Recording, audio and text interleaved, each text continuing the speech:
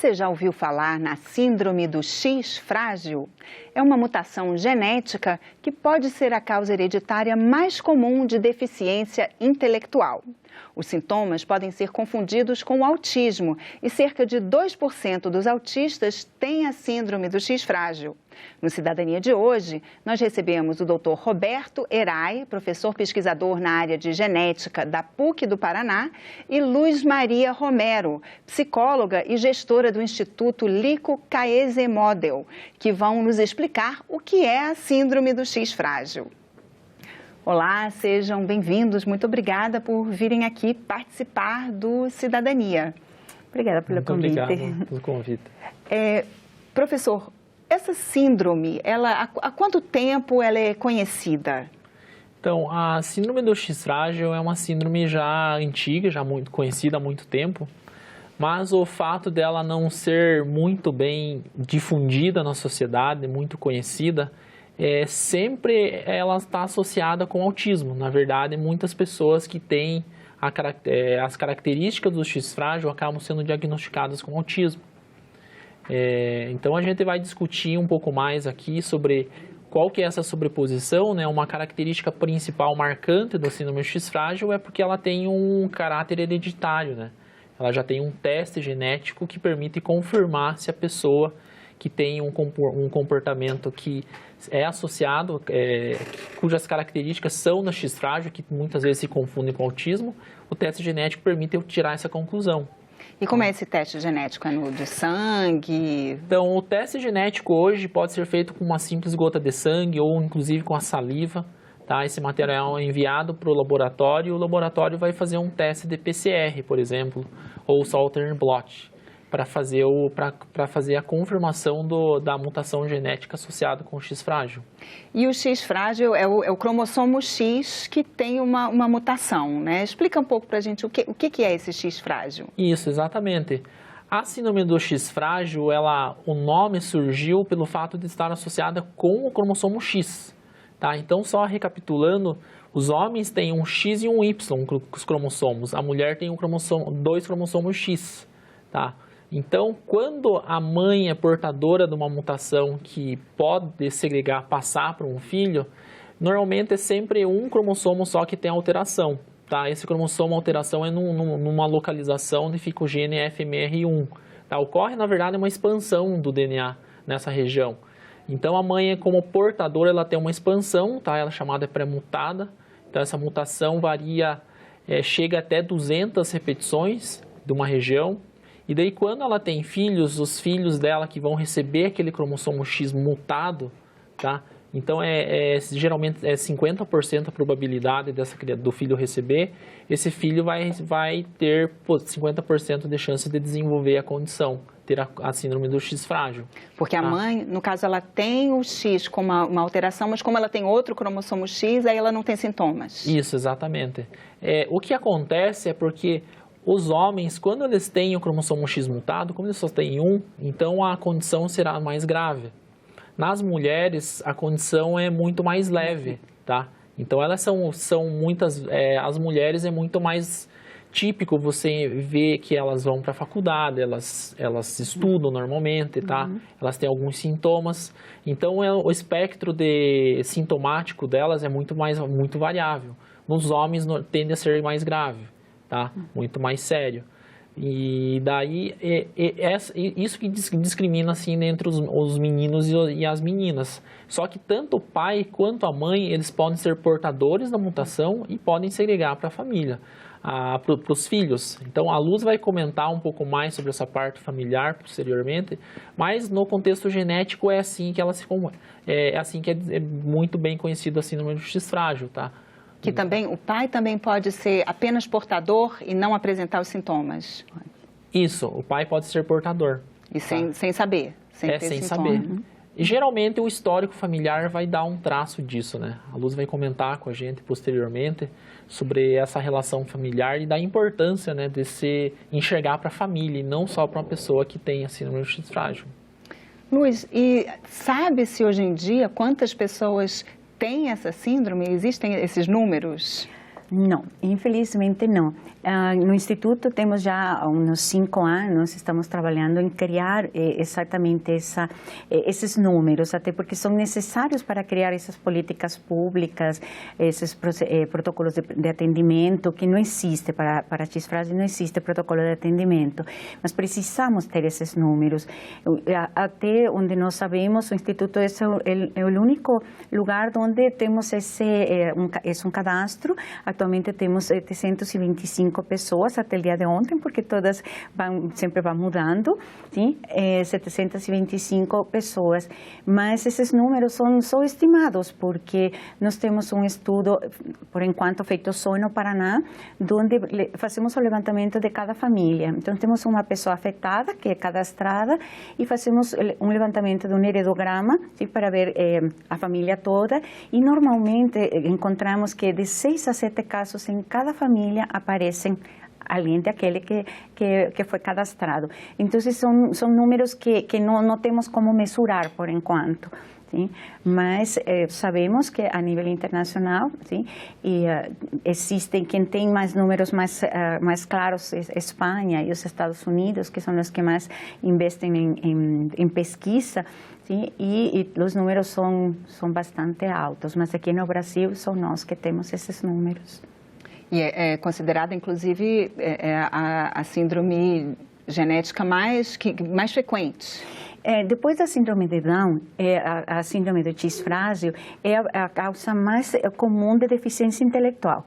E esta deficiência intelectual pode ser desde leve até bem comprometida, sabe? Então, como a Eray estava comentando, as meninas que podem também ter um diagnóstico de uma mutação completa, elas vão ter sintomas mais leves, sim? Porque esse problema do cromossomo X, essa expansão que ele estava explicando, hace falta uma proteína, né? Que quando ela não é produzida ou está inibida, a produção é menor, sim, isso dificulta a formação no cérebro de algumas funções intelectuais. Então, temos algumas das crianças, ou até adolescentes também, que têm muito comprometida a fala, sim? Mas deficiência intelectual é a segunda causa a nível internacional. E quando se descobre essa mutação precocemente, é possível fazer alguma coisa para que não gere a deficiência intelectual? Assim, essa proteína, por exemplo, ela pode ser substituída? Tem algum tratamento, assim, se for descoberto bem cedo? Tá, o que, na verdade, para a síndrome, não existe cura, né? Não existe cura, não existe forma de fazer a reposição, mesmo que eu descubra ainda em estágio embrionário, tá? Que existe, é possível descobrir em estágio embrionário? Isso, é possível. É possível descobrir. Não existe tratamento para curar, né, a síndrome do X-frágil. Só que existem alguns tratamentos que quanto antes você fizer o diagnóstico, confirmar o diagnóstico, existem tratamentos para melhorar a qualidade de vida, né? Pode prevenir sintomas mais graves. Isso. Exato.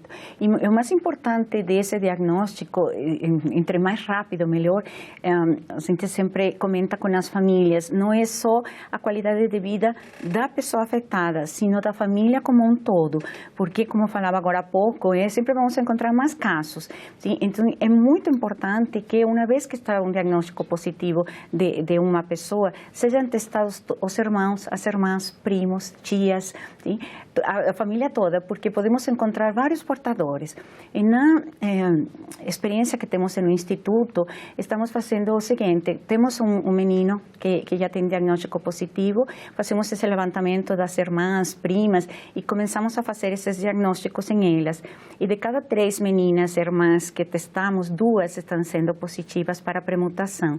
Isso quer dizer que se elas mais tarde engravidam, vai ter 50% de chances de ter uma criança igual ao irmão ou primo. Então, a abordagem enquanto a tratamento não é só melhorar a qualidade de vida do paciente, que isso é importantíssimo, sem dúvida, mas é muito, muito importante ele enxergar a família como um todo, porque essa mãe, essa irmã portadora, além de poder ter uma criança com a síndrome, elas também vão desenvolver uma série de sintomas como menopausia precoce, ansiedade, depressão. Então, a família tem que saber que isso faz parte dos sintomas de ser premutado. Sim? Então, o ginecologista precisa saber disso para saber por que essa mãe, com 30 anos, já está menopáusica. Sim? E no caso dos pais... Nesse caso, então, são mulheres que não apresentam esses sintomas de deficiência intelectual, não têm as características da síndrome toda. Exatamente. Mas portam o gene e nelas, além de passar para as suas gerações futuras, nelas vai ter essa probabilidade de desenvolver essa menopausia precoce, sim, nas mulheres. E os pais, sim, eles mais tarde, a literatura nos diz que passando dos 50, 55 anos, o homem começa a desenvolver algo que se chama ataxia, que os sintomas são bastante confundidos com Parkinson, sim? O diagnóstico, novamente, a família tem que saber que é X frágil para que quando isso aconteça, o tratamento para esse pai seja mais adequado. E por que acontece, às vezes, a gente, né, sabe que existe a epigenética, né, que é a expressão genética. Às vezes a pessoa tem os genes e desenvolve sintomas muito graves, outros nem tão graves. É possível tentar... trabalhar isso para que não fique a forma mais grave possível? Então, o que existem são pesquisas, né, tentando investigar o que faz com que pessoas diferentes, portando a mesma mutação, elas tenham fenótipos diferentes, né, sintomas diferentes, né. A gente ainda não sabe, eu sou pesquisador da área já há vários anos, a gente ainda não sabe dizer qual que é o efeito da genética na pessoa, assim, pessoas diferentes carregando a mesma mutação, no que faz com que cada uma responda de uma forma diferente, tá? Então, eu acredito que isso vai ser descoberto ao longo dos anos, mas atualmente a gente não sabe dizer por quê, tá? Existe uma relação, tá? Ainda não é comprovada, mas existem algumas relações, por exemplo, relacionadas ao sistema imunológico da pessoa, ser mais resistente, tá? E também tem uma relação além do sexo das pessoas, pode ser que exista uma relação também com interações medicamentosas, tá? Que muitas dessas pessoas, elas são administradas vários tipos de medicamentos para essas pessoas. Então, isso às vezes também confunde e faz com que a gente ache que uma pessoa que tem a mesma mutação que a outra, ela esteja um pouco pior no quadro de saúde, mas só que às vezes até pode ser não ser decorrente da genética, mas sim do tratamento também, tá? E como seria o tratamento ideal? Vai depender de caso para caso, mas de forma geral, são nas terapias como terapeuta ocupacional, fono, na maioria das vezes, psicólogo, tanto para a criança afetada quanto para o resto da família, porque trabalhar com os portadores é sumamente importante, sim? Porque elas têm que saber isso que a Veray estava explicando agora, não tem cura, sim? Eu posso continuar passando para as próximas gerações, então elas também têm que aprender a lidar com tudo isso. Em alguns casos é preciso de remédio, essa terapia medicamentosa é caso para caso, mas é mais para a parte de ansiedade, agressividade, mas essa seria a forma de tratamento. E quais são os sintomas, esses sintomas que podem ou não ser confundidos com autismo, assim, o que se deve ficar atento para reparar? Quer comentar? Sim. Sim.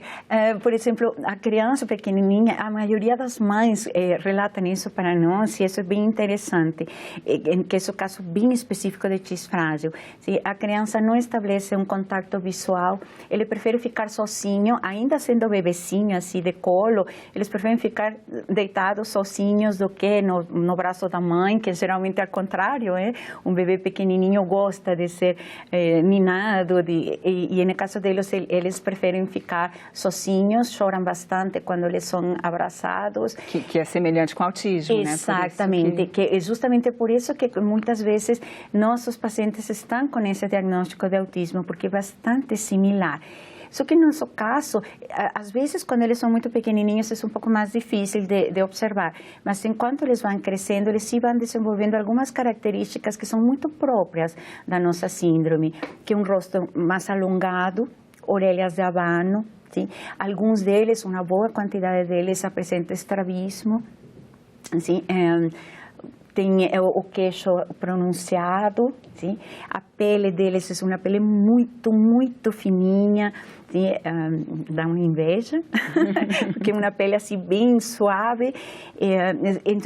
Nos meninos, por exemplo, alguns deles pequenos, mas outros já mais na idade da adolescência, os testículos são de um tamanho maior comparado com uma criança da idade deles. Sim? Então, essas já são características muito próprias nossas que uma criança autista não vai ter.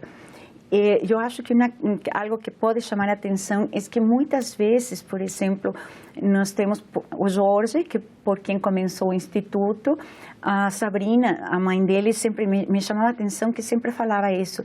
Maria, sempre me falaram, desde que era pequeno, que ele era autista. Aí eu comecei a ler e sabia que ele não ia ter interação social, só que às vezes ele entrava no elevador, não queria saber de ninguém.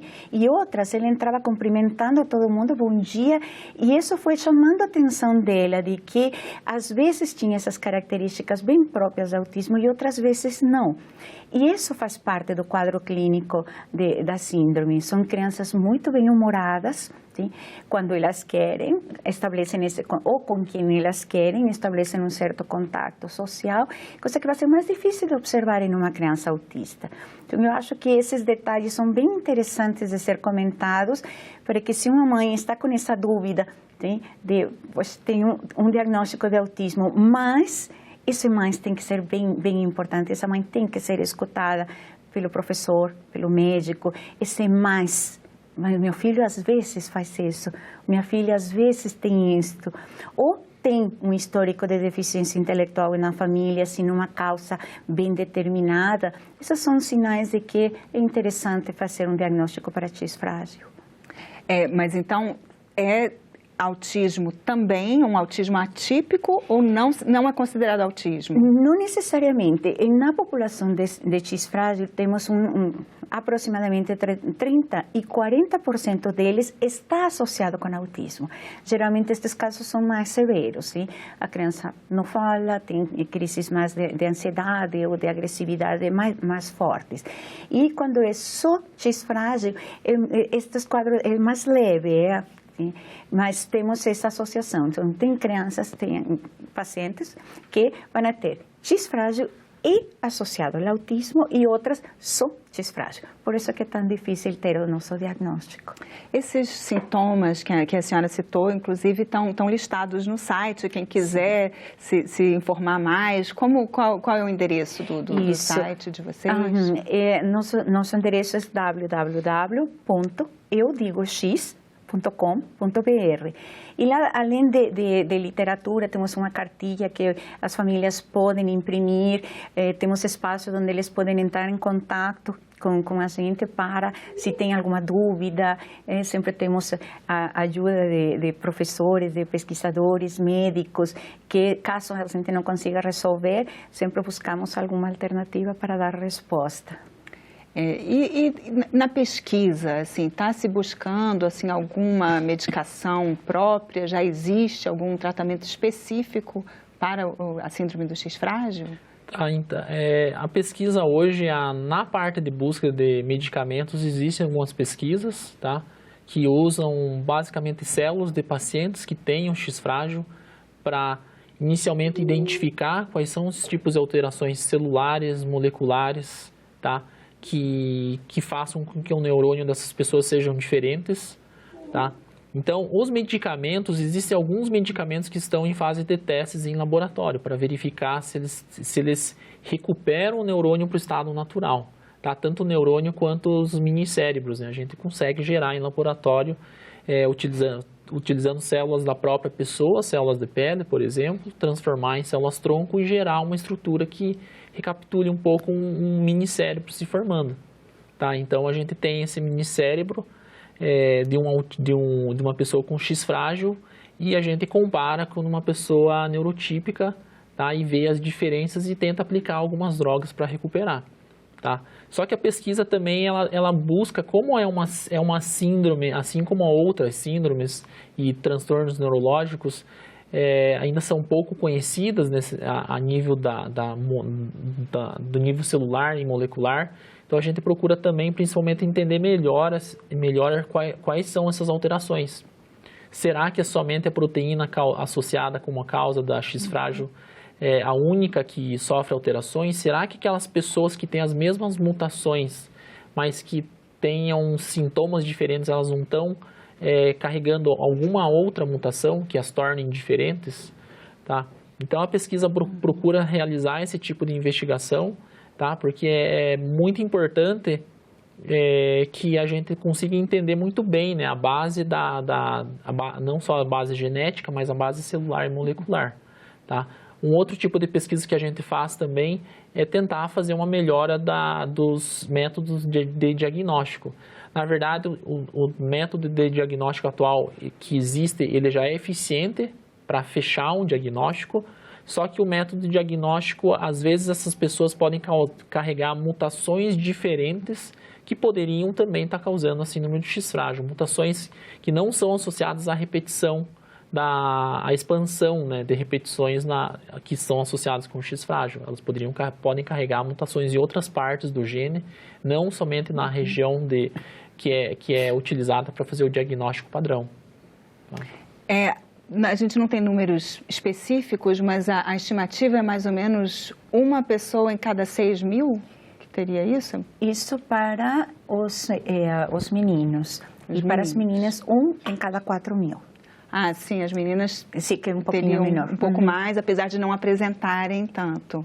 É que nós temos, ou seja, no caso das mulheres, as mulheres podem também ter a mutação completa, sim?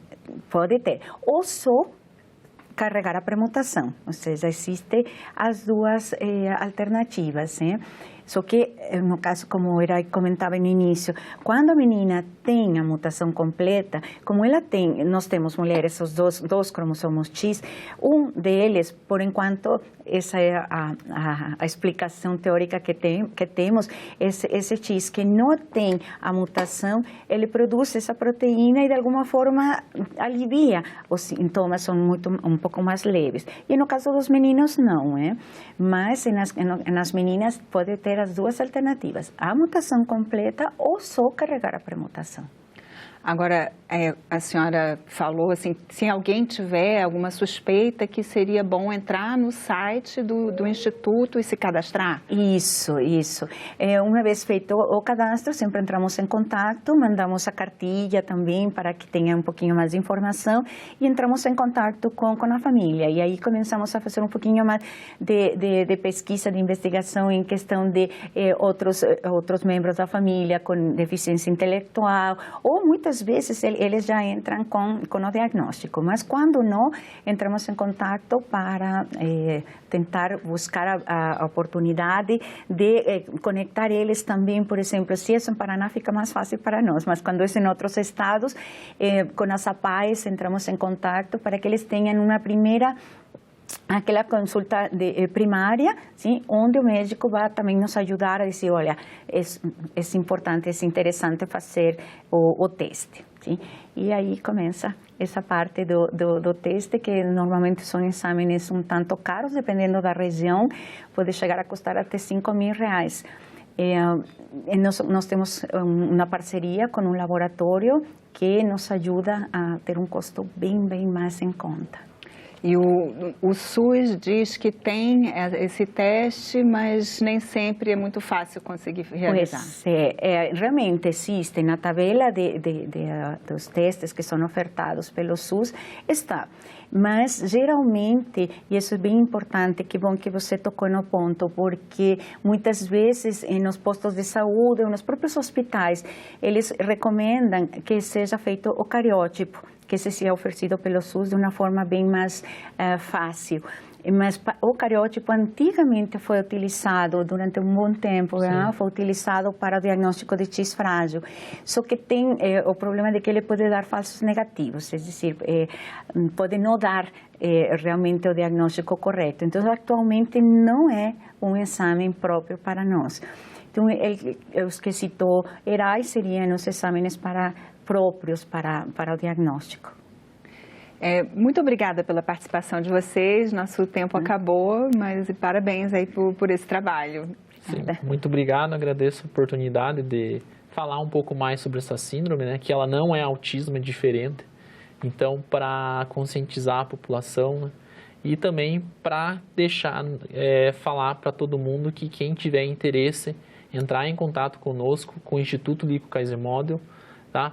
Algumas dessas pessoas, todas elas são muito importantes, mas algumas delas, esporadicamente, elas participam, inclusive, da pesquisa que eu faço na universidade, na PUC Paraná, tá? Participam de trabalhos de mestrado, doutorado, para a gente compreender melhor como que é essa síndrome. Tá? Muito obrigada. Obrigada a você que nos assiste. Se você quiser ver de novo esse programa ou mandar o link para alguém, é só acessar a nossa página na internet, senado.leg.br/TV, ou então o canal da TV Senado no YouTube. Não deixe de se inscrever. Para fazer um comentário ou sugerir um assunto para o nosso programa, telefone de graça para 0800 61 22 11. Obrigada pela atenção e até o próximo Cidadania.